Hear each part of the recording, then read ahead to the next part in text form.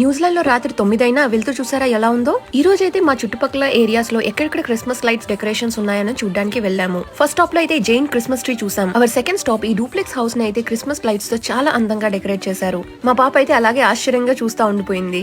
బాల్కనీలో in Santa Claus and అలాగే count down for Christmas అనేది ఒక యూనిక్ ఐడియా అనిపించింది. చూడ్డానికి చాలా ముచ్చటగా అండ్ అందంగా ఉండింది.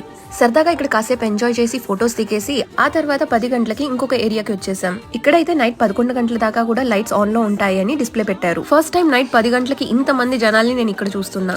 ఈ హౌస్ లో క్రిస్మస్ డెకరేషన్స్ అయితే చాలా అద్భుతంగా ఉండింది. ఈచ్ కార్నర్ ఒక యూనిక్ ఐడియాతో చాలా డీటెయిలింగ్ గా డెకరేట్ చేసినారు. Family photos and single photos తీసుకోవడానికి సెపరేట్ బూత్ లాగా కూడా సెటప్ చేశారు. ఇన్ కేస్ మీరు లోవర్ హెడ్ వెల్లింగ్టన్ లో ఉంటే తప్పకుండా ఈ ప్లేస్ ని విజిట్ చేయండి. పిల్లలైనా పెద్దలైనా అందరికీ ఇదైతే చాలా నచ్చుతుంది. Definitely a must visit. ఇంకో బ్లాక్ లో కలుద్దాం. Until then keep following tales of New Zealand.